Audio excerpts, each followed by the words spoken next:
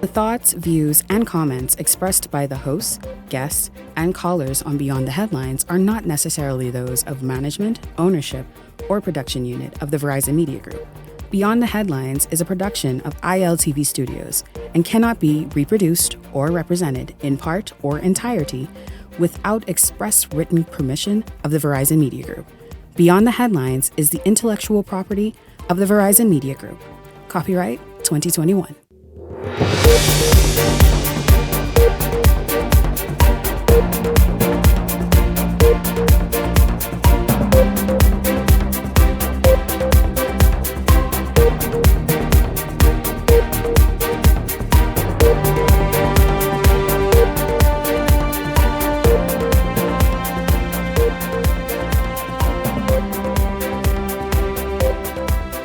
Coming up tonight, the Davis administration turned its back on the working class. Well, this is how one of the country's largest umbrella unions feels, saying politics has taken over the labor movement. Also, did you hear about that shooting on Ragged Island? Yeah, you heard me right. As someone said online, wait a minute, you sure you only mean Ragged Island Street? No. Ragged Island, where there are a few people and maybe some sheep. Just kidding. But we'll get to the bottom of it. We'll get right into that this evening with the latest from the police. This is Beyond the Headlines. Good evening. I'm Shanique Miller.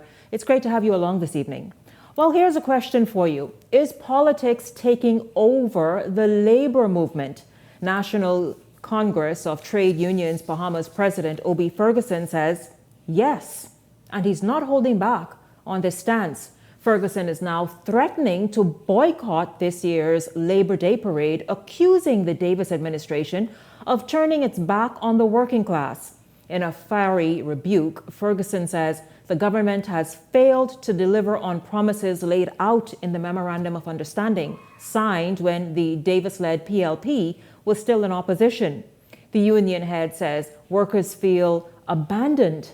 Trade union is getting ready now to take a stand. They know if I lied, and they know if politicians lied. Because the minister said 97% of what's on the MOU has been completed. Well, you can complete some of the most important people in the country to look after my wealth, my health, and your health. You're fighting over 4 years to give them a basic contract. And we say we are interested in Bahamians. And what are we doing for Bahamians? What are you doing for Bahamians? You're not providing them with a sensible salary. You're not providing them with a health and care. Affiliates will not be a part of no march. What are you marching for? You gotta fight to get what you got. You talking about march? We're gonna celebrate Surrounding Folks Labor Day. We can celebrate it right down on Wolf Road. In that dilapidated building, we can go right there. Well, those words, I tell you, Obie Ferguson, I've never seen him so strong. This is really, really wild. I want to say before we begin this evening that I made several attempts to have any member of the TUC on this show this evening. Some said that they were not authorized to speak, while others had other obligations. And so joining me this evening is a union president who's under the NCTU, that NCTUB,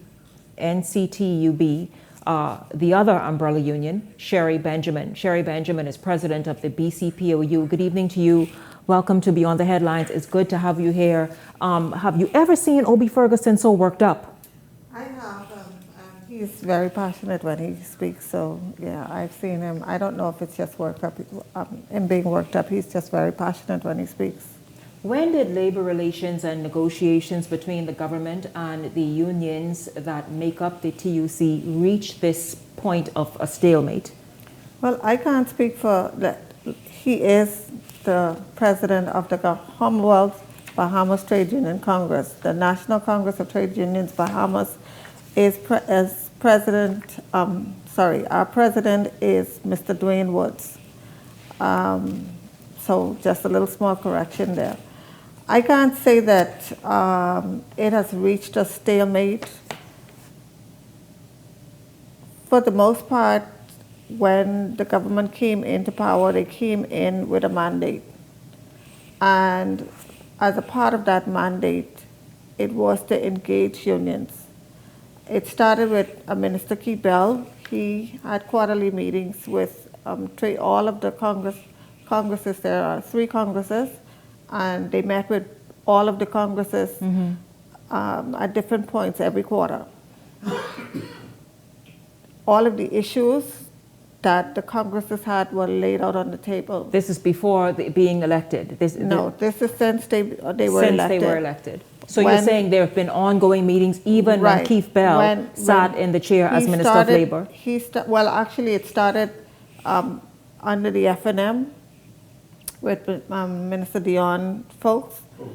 Then when Minister Keith Bell came in, he took it to another level.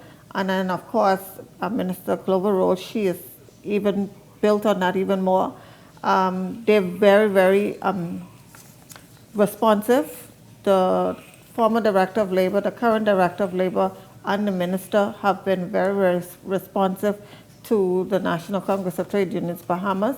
And so well, then have they ignored the TUC then?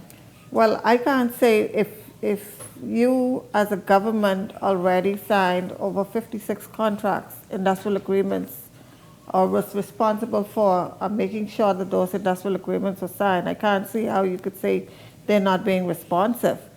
It may be that you're not getting what you want. I'm right now negotiating 2 additional contracts, and I have my issues with the entities because they are both government entities, but I'm not going to let that stop me and my members from marching on Labor Day, because Labor Day is not for the government.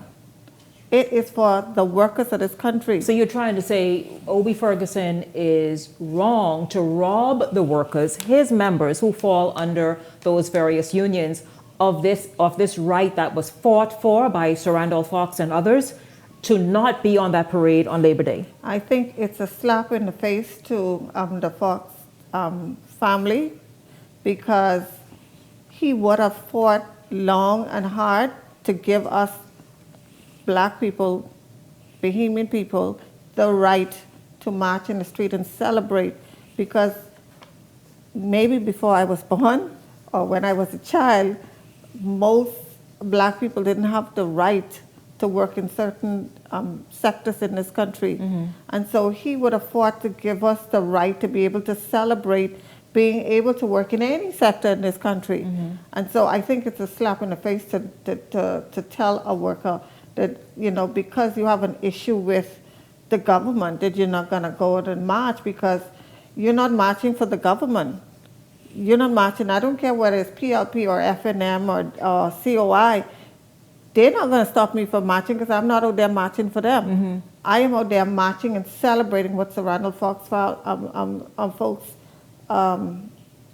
stood for and what stood, he fought yes. so hard for. Well, let's just dissect a lot of what Ferguson had to say, because it really was not, he did not mince words.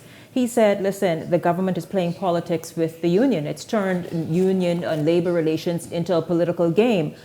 Has this Davis administration turned the labor relations and industrial relations into politics, or has Obie Ferguson turned it into politics? I don't know what Mr. Ferguson has in his mind, what is in his head, so I can't speak to what he feels. But all I can say is that from looking, I'm seeing that his affiliates are getting their industrial agreement signed. They're getting their needs met. Just which affiliates of his? Just recently, you had the nurses union, or the doctors union. The doctors union. Just this week made an agreement. But that's one. So how many others? Again, out of the 56 contract that was signed, I am sure at least half of them come from Mr. Ferguson's. And you are saying this obviously because you are not under that umbrella union, so no, you don't necessarily pay attention to what happens there. Right. Okay, but let's look at the umbrella union that you are part of. How many agreements, how far have you all, what is the relationship like with the Ministry of Labor and Department of Labor as it relates to you all? I can say for the NCTUB, the government has been very, very responsive to us. It's not that we have everything rosy and everything laid out on a platter for us. We have to fight, but our fight is done through social dialogue. We stay to the table, and sometimes it means that you have to make a little bit of noise to get what you want, but you have to stay to the table. And that's important as a trade unionist, to be at the table and to make sure that you're fighting with the right intentions, and which should be your members first. Right. That should be your biggest priority, your members first. Me personally, this is my second term as president of the BCPOU, and in my first term, I would have signed 5 contracts, 5 industrial agreements. Oh. Just in my first 3 years. I'm now working on 2 additional agreements, which will take me to 7. Mm-hmm. And when I start on the 3rd one, I just recently got another entity under the BCPOU. And so when I start on that, that will make 3 industrial agreements. And all of that is being aided by the fine folks at the Department of Labor. So I cannot say at any given opportunity, when we reached out to them, they are very responsive. We have a group of young, dynamic trade union leaders under the NCTUB, and all of them, some of them are very, very new to trade unionism, but they are being aided by the folks at the Department of Labor. Whatever they need training with, whatever they need coaching with, the fine folks at the Department of Labor always show up and help out wherever it's needed. The Director of Labor, while he may be new to the labor front, he has fully engulfed himself into labor matters and trying to work with unions. For me and him, it started out a bit rocky where, sometimes I could be a hard pill to swallow sometimes. But he realized my heart and the fact that I was fighting for my members. And right now, if I pick up the phone and I call him, if he doesn't take my call, I can guarantee you he's going to call me back. Mm-hmm. And then we still have Mr. Robert Farquharson, the immediate past Director of Labor. Anytime any trade union leader calls out to Mr. Farquharson, he's always there to assist. Then you have Mr. Quentin LaRota. He also serves in the in the Department of Labor. Again, someone always willing to assist. Ms. Yolantha Yallop, the new registrar, always, right now I have her, I said to her last week when we were at the conclave, I said to her, we have another union that is forming and I need your assistance and guidance with that union. And she was like, no problem, So you're giving the impression that the people in the Ministry and Department of Labor are there to assist, are willing to work along with these negotiations and get them at least moving in the right direction. I do believe that, and while I know some people may not like all of the people at the Labor Consultant Unit for Department of not labor, public service. Yes. That unit has been instrumental in closing a number of industrial agreements that have been going on where we've been negotiating for years. And through their intervention, they were able to mediate and bring closure to those industrial agreements. And that is headed by Mr. Bernard Evans. And I think that he and his team are doing an awesome job there. So anyone who's trying to discount the fact that the government is being responsive, and I'm not saying that because of any political affiliation or anything. Well, speaking of political affiliation, one of the union presidents I reached out to today, as I said, I reached out to several because I wanted to have a well-balanced presentation this evening where different points of view were expressed. One said, listen, Mr. Ferguson was very friendly with this administration initially. I guess when you're talking about the coming together with the MOU. He was the one, this is the union president, who pulled other unions together to get them to see the wisdom of signing the MOU. And then it all got to this point. Well, I wouldn't say that or throw that at him by alone. He, along with the then president of the NCTUB, Mr. Bernard Evans, it was something that they discussed together, and they formulated a plan to ensure that whichever party that wanted to form the government, that they had to protect the rights of workers in this country. And so we, as a Congress, both Congresses, decided that, we will lend our voices and support for anyone who supports us. So the MOU was thrown out to all of the political parties. The PLP was the one that came back and engaged the unions. Oh, and that is how that happened. Right. They were the ones who engaged the union and say, if we win the government, this is what we're prepared to do. And there was some things that they checked off. And then there was things that, you had to negotiate. However, the other political parties had the same opportunity. I'm not going to say that, and like I said too at the start, when Dion Fawkes was Minister of Labor, I praised him as well because we had a very good relationship with him. He was tremendous towards unions. So it's not being political. When you have leaders who understand their assignment and who are actually doing what they were put there to do, you have to give them the credit. Now, not because you're not getting what you want at that. You can't get everything. You're not ever going to get everything you want. And sometimes things take a little bit more time to develop and to get to a point where you're comfortable with it. Yeah. But I wouldn't go to the point where I would say not march, not celebrate the workers in this country, because Bahamians are going to be lining the streets waiting to see the workers in this country celebrating themselves. Waiting to see themselves. Yeah. Is the Davis administration anti-labor or against the working class Bahamian? Because this is something that O.B. Ferguson also said, that this Davis administration don't care about working class Bahamians. I wouldn't agree with that. Are they perfect? No.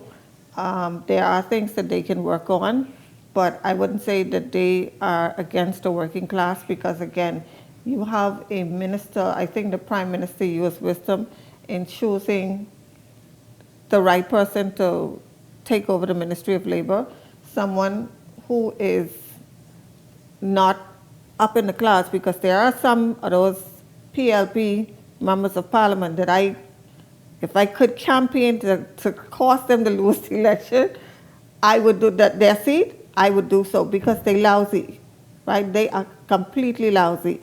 But Minister Pia Glover-Roll is not one of them. She shows up and is willing to I'm do telling to work. you, and she is not up in the clouds where, when they get in these seats, they get all high and mighty, and they look down at the persons who actually put them there. She's working.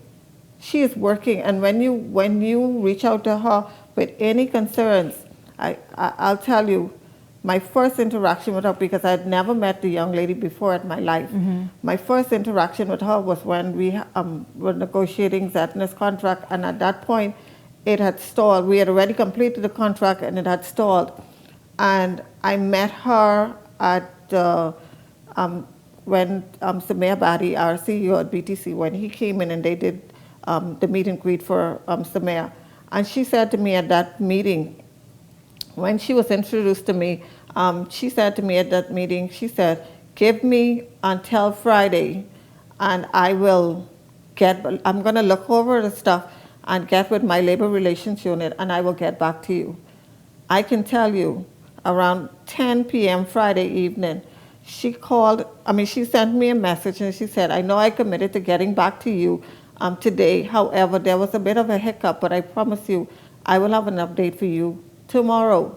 And Saturday, without fail, she was on my phone with an update to say, Madam President, this is where we're at, and I promise you that we will do it. And the thing is, the commitment.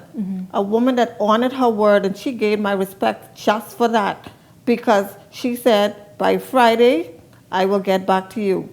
And even though it was late Friday, and I really didn't have any faith that she would, but Friday she got back to me, and everything fell right in line. When she said she was going to do it, she did it. And does Obie Ferguson want the government to build a new labor headquarters? This is what is being said. Well, I do believe that that building is in some serious need of repairs. So who's responsible for building it? Should the government repair it? Or repairing it? I don't know. It is a historical building, so maybe the government may see the wisdom in trying to help preserve the building, but I don't know if they should completely restore it or they should be responsible for completely restoring it. By the way, this is the Memorandum of Understanding. It's a little worn, but yeah, this is it right here. It has, 22 points. That's not. Oh, this is not? No. No? So this says Memorandum of Understanding between the Joint Labor Movement consisting of Commonwealth of the Bahamas Trade Union Congress and National Congress of Trade Unions Bahamas and the Progressive Liberal Party. This is just obviously a working document. Yeah. Okay. It's a small version of the real document, I guess. Well, we will watch out and see what's going on. This was the worst kept secret because people were sort of whispering this since the weekend that the TUC says they are boycotting the Labor Day March. We will see what happens. Of course, Labor Day is next Friday. We will see exactly what it is that they do. But thank you very much, President of the BCPOU, Sherry Benjamin, for stopping by this evening. But I want to say, sorry, Shanique, yes. I want to say before I go, any trade union that any trade union that wants to come out and be on the march, we are welcoming you to come out. Do not let the work that the Randall folks did go in vain. Please come out and celebrate yourself on the march. I'm not asking you to be disrespectful to your leader.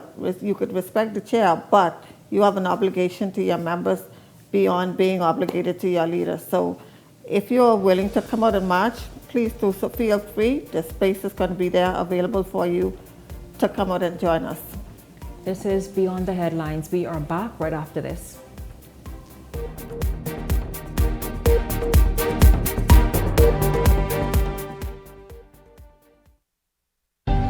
Cancer Treatment Centers of America is now City of Hope, creating one of the leading cancer care and research networks from coast to coast, providing more of what you need. More locations means more care closer to home. More specialists means more expertise. More research means more breakthroughs. More advancements means more treatment options. And more options means more hope. Call now to get more of the care you need.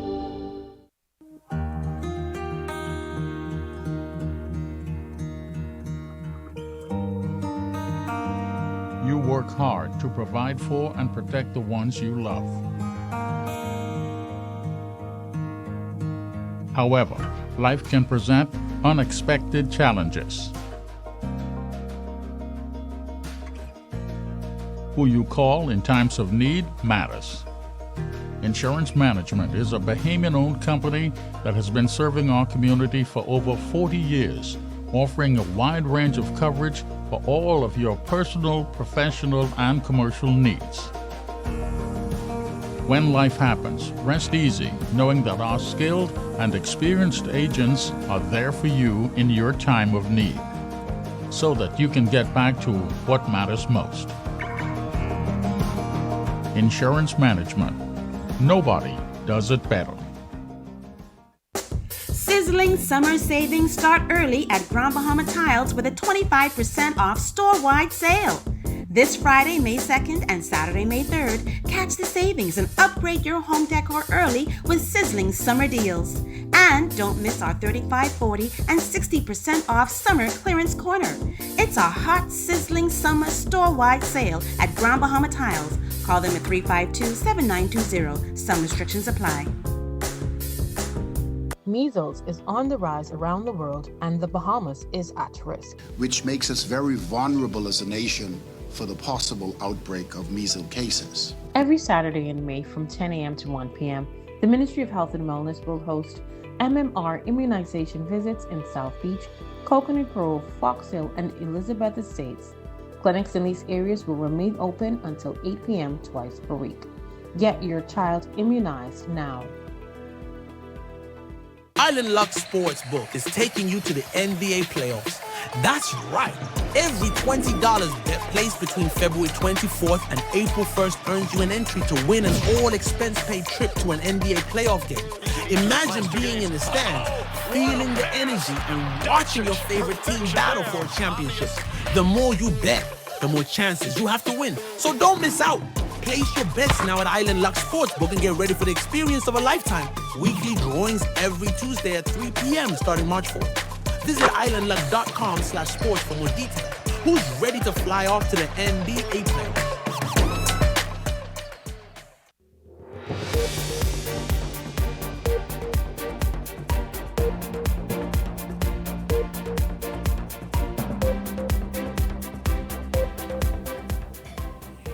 Welcome back to Beyond the Headlines. It's good to have you continue to join us. We're going to get right into the Hot Topics panel discussion with my contributors, Leslie Miller and Ellington Ferguson. Gentlemen, good evening to both of you. Welcome to Beyond the Headlines. It's great to have you both here. Good evening, Shanique. Good evening, Bahamas. Certainly, it's a pleasure to be here once again. Pleasure to be here. Yeah, it's good to have you both. Let's just jump right in. The TUC is really threatening to shake up this Labor Day parade.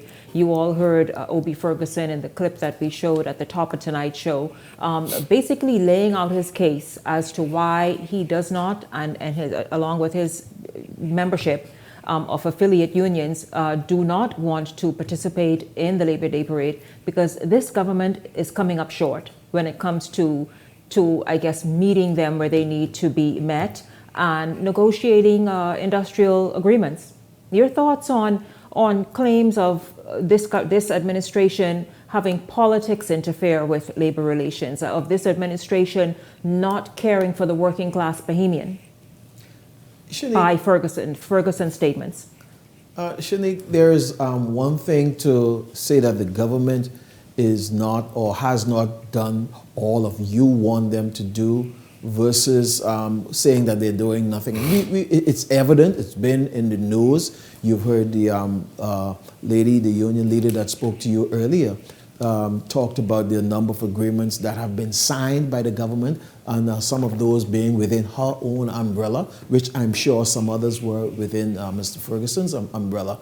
I think when it has always been, it's been labor march for the people, governments, both Progressive Liberal Party and Free National Movement have always had their marches. I think to deprive the workers of the country who you represent of marching because the Progressive Liberal Party is marching, I think you're getting out of what you're really supposed to be about. You're not. This has nothing to do with you fighting for the people.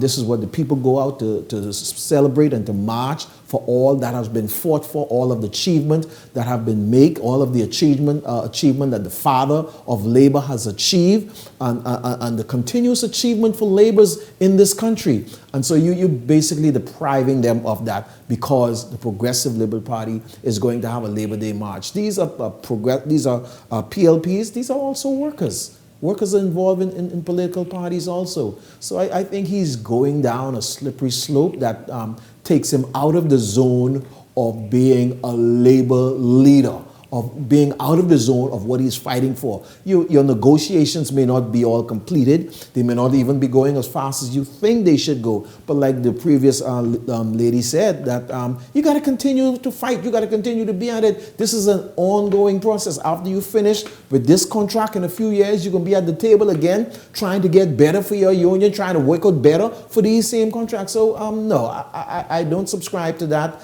him withholding his people from the Labor Day march. Let these workers go out and march and celebrate. You know, when you consider the fact that these marches, the Labor Day march has been going on since 1962.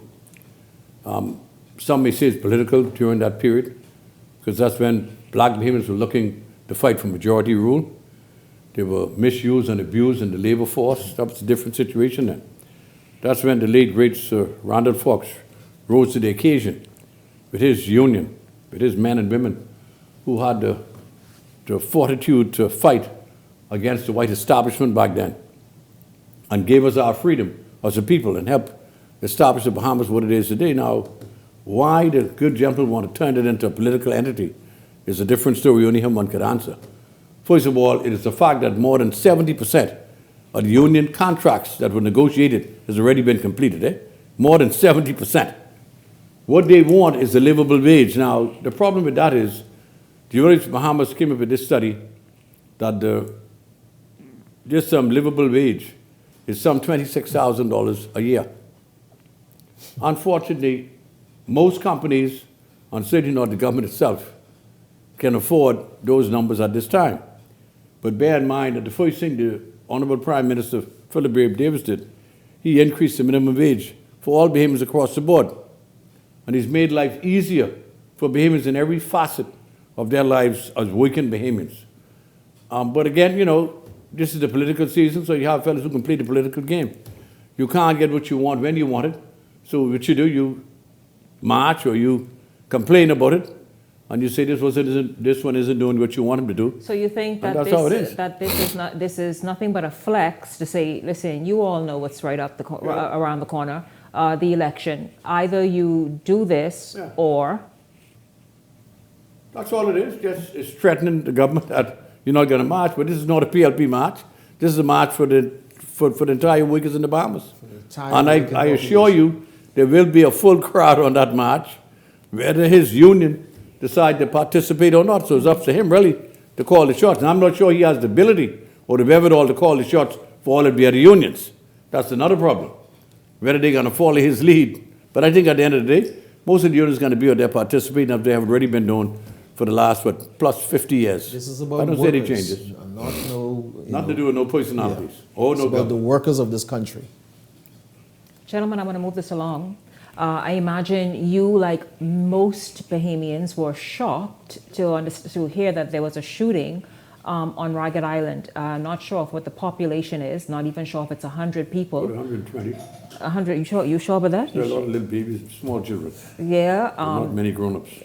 You know, and the thing is, and so just a sprinkling of people, maybe some wildlife.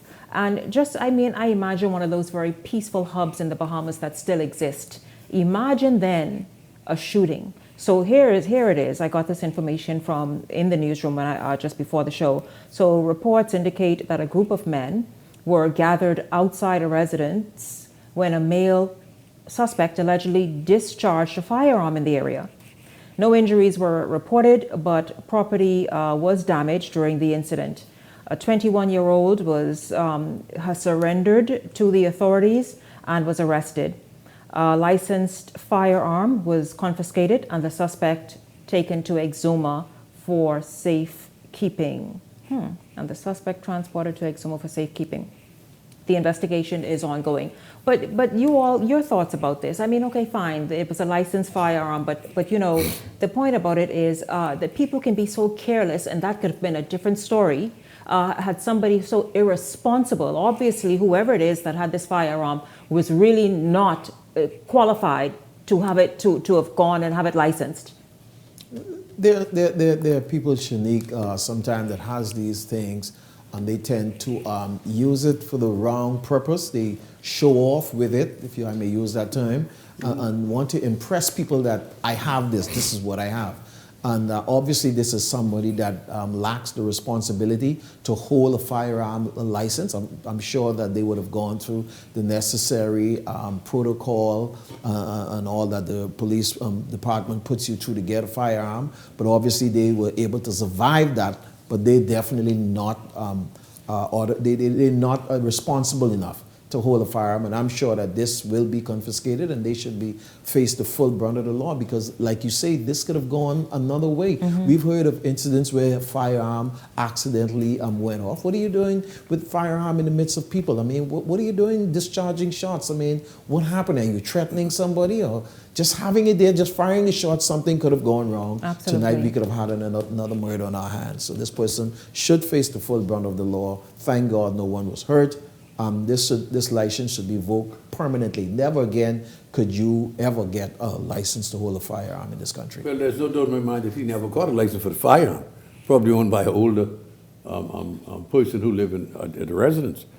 You know, these fellas, like you said, like to show off, and show people that they have ammunition. Hopefully the law will take its course and set an example out of him, that you don't have the right to threaten another person's life. That can have been discharged and kill someone.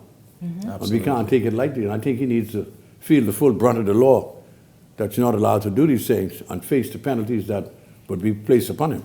So that's a good learning experience for other persons like him, to realize that that's not a toy you have in your hand. That's something that could take a life. And we had enough lives taken in that manner for the year. Yeah. So let's hope that he just learned from this happy is lesson. not a different set of news we're discussing, but again, it's just irresponsible and should not happen. So he's in custody, and it's a good thing. Well, of course, a number of people are paying attention to this budget. The budget presentation happens on Wednesday. Now, Minister of Economic Affairs Michael Alkidis is assuring the public that there will be no new taxes, no tax increases on the horizon. The Prime Minister will share key successes from various ministries and an outlined plan for the administration for the upcoming fiscal calendar.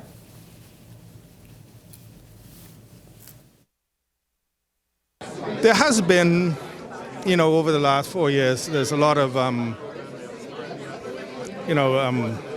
chatter about taxes, and this government, this administration took the position from the very beginning, even before coming to office, that we were better served by reducing taxes, not raising taxes. And the proof has been in the pudding. We've reduced VAT from 12% to 10%, and then we went further during this last mid-year budget to reduce it on food, all food, from 10% to 5%. Customs duties, progressively reducing those from coming to office. And so we believe that we are better served, not only in terms of helping to reduce the cost of living, but in promoting economic growth, if we have, particularly, what has been on the mind of people is the tariff policy coming out of the U.S. and how that will affect global trade. How will that affect us? What that means for us in terms of our public finances. And so we'll have that discussion. But I think all in all, bottom line, it would be an update on where we've come so far, what we project, and I think the government is encouraged by the performance. But we also recognize that there's a lot of work left to be done. Things like the cost of living are still at the forefront on the minds of Bahamians, and we continue to explore ways that we can impact that in a positive way.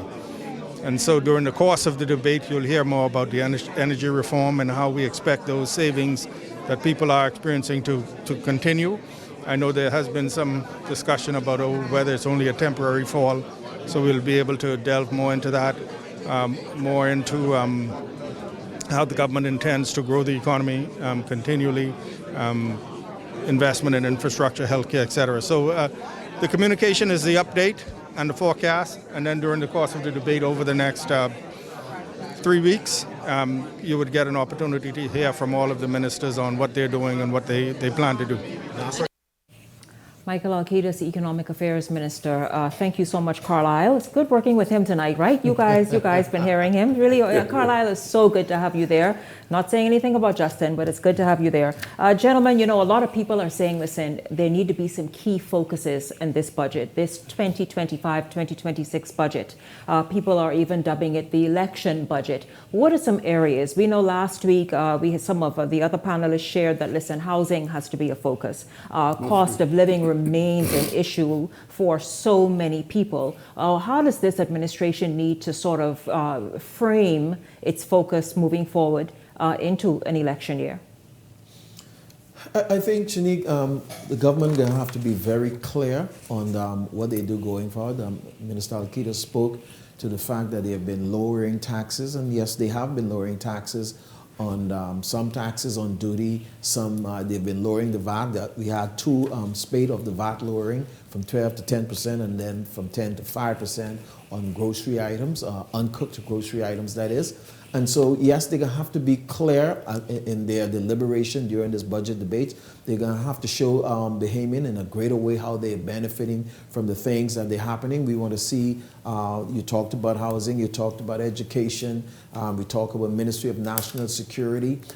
That needs a lot of work. We're going to have to see how this budget helps that. We talk about the Department of the Police and the Fire Department. There's been talk about separating those two. Is that going to happen? If not, what kind of allocation we want to see? I'm sure Bahamians are going to be looking specifically to see what kind of allocation is being put into the fire department as it relates to getting some new fire engines. We're talking about health care. Okay, we're talking about the shortage of ambulances. So we want to see what's happening there as it relates to healthcare. We want to see some of the projects that the government spoke about. We want to see some timelines of them coming up out of the ground. The hospital in Grand Bahama, they talk about the new hospital here in New Providence. And so we want to, the Bahamians are expecting to see some tangibles in this budget, some things that's going to impact their lives and touch their lives.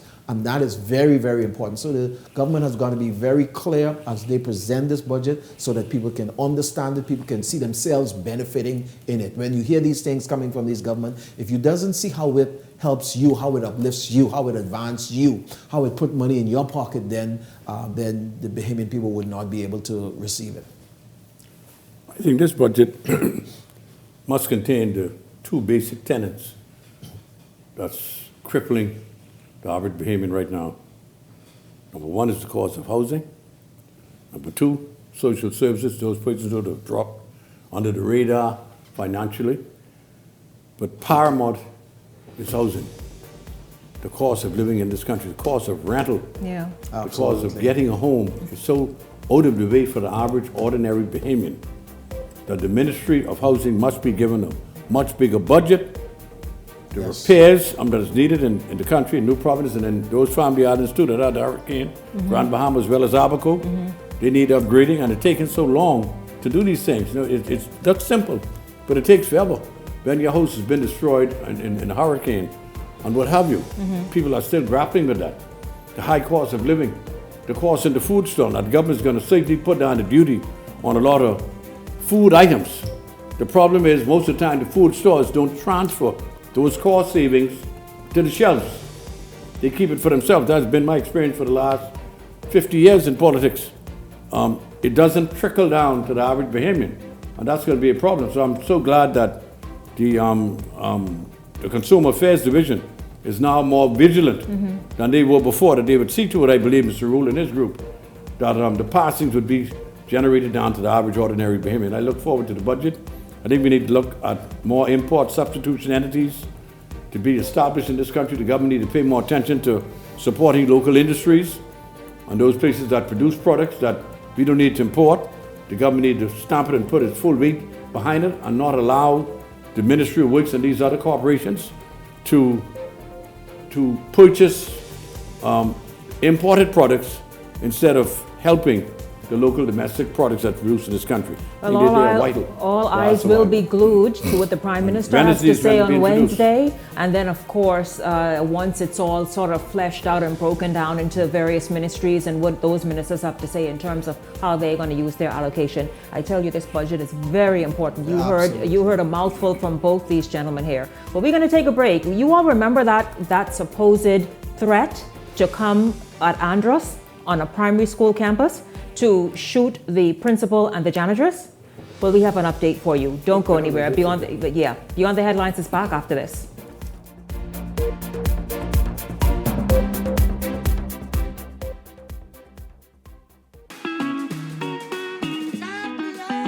So my name is Dr. Sophia Roll. I'm the resident artist for the Via Hamea Art House and Gallery. This is not something that I've gone to school for, if you will. I'm a professor. I recently got into art in 2015 because it was something that I always wanted to do. I saw something about fluid art, the abstract expressionism of fluid art really drew me. And so I'm always thinking now about art. I see the world through art. So that is for me very, very gratifying, very, very satisfying. So receiving the Women's Initiative grant really impacted the business because it allowed me to see in that I could have taken my craft, my art, outside of the gallery walls and really maximizing on some of the training, some of the skills that we learned.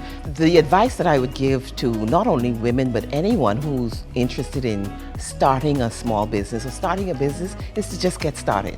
You have to take the first step. And if you take the first step, you'd be amazed at how far you can continue to walk in that space. For more information about how the SBDC can help your small business to make a big impact, give us a call at 461-7232 or visit sbdcbahamas.com.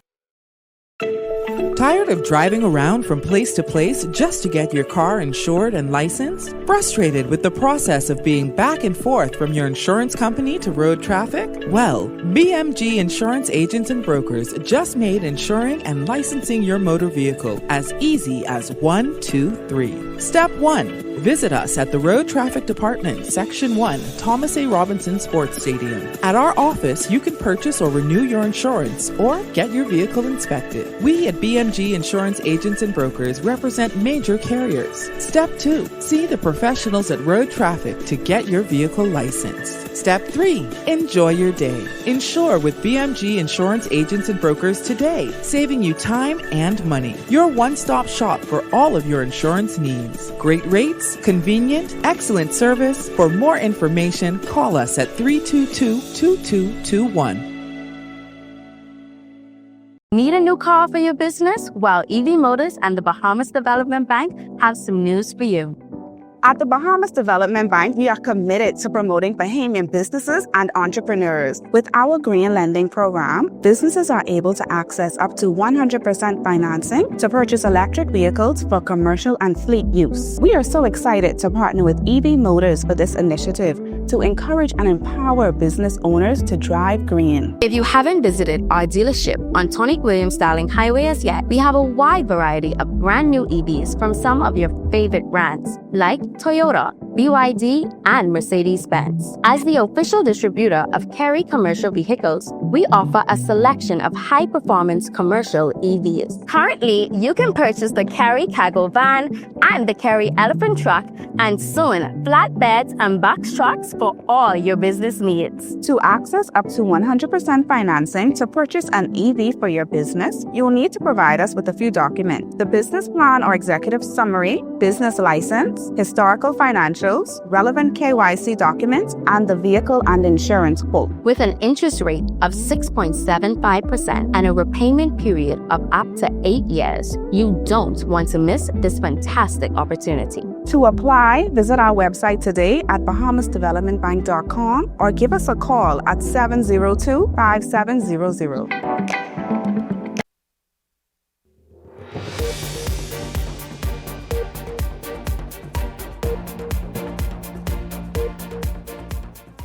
Welcome back to Beyond the Headlines. Well, quickly, parents of the Clara E. Evans Primary School in Andros held a protest standing in solidarity after an investigation was launched into a teacher at the institution following an Eyewitness News exclusive last week, as parents called for action to be taken against the staff following a reported firearm threat. This happened after an argument reportedly with another colleague. Parents also claimed the teacher mishandled students frequently, citing unprofessional and hostile behavior, alleging that the environment is not safe for their children. During the protest, parents lined up on the outside of the school, making it clear the action they hope education officials take. They, on one accord, for one purpose and one purpose alone. Yes. Our sign says, our kids' safety matters. It does. Yes. Every parent that has a child knows what it feels like when their child's life is in danger. And right now, the parents that stand behind me and those that are on their way feel the same. Yes. We stand here united, and we will not take no for an answer. Got to go. Those parents say he has to go. I'll tell you this, Beyond the Headlines spoke with the teacher in question last week. He said, listen, he's been to several schools. His reputation is spotless. But what he does not do is take shortcuts. He challenges his students. He goes by the book. And this is what it is that parents are resisting. Is he telling the truth? I mean, because they would go in the hot sun with placards in tow to protest against him. I mean, these parents are obviously not trying to stand down until they get what they want. Well, Shanique, I would hope that by now, from last week until now, that we would have heard something from the Ministry of Education. We don't know the real truth about this. You said the gentleman denied that this actually happened. Something happened, and we need to know, was there, he talked to you about his strong stance and his firmness and all of that, but did an altercation take place between him and another colleague? Were there words exchanged? In the heat of the moment? In the heat of the moment, what were those words? We don't need to necessarily know about you being a disciplinarian and all of that. We want to know what happened, what transpired between you and the gentleman and his colleague to cause this kind of reaction from the parents. Did those words actually was said levied against him? So I would expect something coming from the Ministry of Education on this, so that the Bahamian people can be comfortable as to the actions that is being taken, or whether this is true or not. I would second. I think just wait for the Ministry of Education to complete their investigation and see where it leads us. It's been more than a week, though. Some people should be as forceful as he is. Again, you have to appreciate the circumstances, but you wouldn't know until the investigation is finished. Eh? So I mean, if indeed, and the investigation is ongoing, so these are strictly opinions being shared, but if he is a strict disciplinarian... No problem with that. Exactly. Because isn't the national GPA still hovering around, somewhere around E? D. And so the thing about it is, let the man be as strict as he needs to let them learn. And then, of course, obviously, if he made threats, then that's another matter. But the thing is, he needs to be he and any other teacher need to be as strict as they necessarily need to be on any school campus. Because these kids are obviously, they're into other things right now, and they need to get back in shape to be able to compete and make this nation and take this nation in the direction that we all desire to go. And I support that wholeheartedly. So that's why. And the parents really shouldn't become that involved. I don't think you can say that, Mr. Miller. That they should not. You and Shanique don't know the real circumstances. That's why we're saying, and Shanique said it, the disciplinary part, if that's it, we stand for that. But if those words were exchanged, that's a whole nother issue. So we can't say whether the parents should be there or not, because they know more than we know what transpired. I just said they should have waited for the ministry to complete the investigation and give a report. But don't rush to judgment on the man. Yeah, but obviously they I don't know if he's going to even feel comfortable being there. If you take sides with these kids sometimes and they're wrong, they're going to figure that that's what they should be doing. Yeah. I agree 100%. Yeah. I agree. Yeah, well, we'll continue to watch that story and see how that all shapes up. I thank you all so much for tuning in. Thank you to the president of the BCPOU, Sherry Benjamin, at the top of tonight's show. And of course, here, the Hot Topics panelists, Leslie Miller and Ellington Ferguson. And thanks to all of you who tuned in this evening. It's really awesome having you here. Look forward to seeing you right back here tomorrow evening. And for the entire team here at Beyond the Headlines, I'm Shanique Miller. Make it a great evening, everyone. Good night.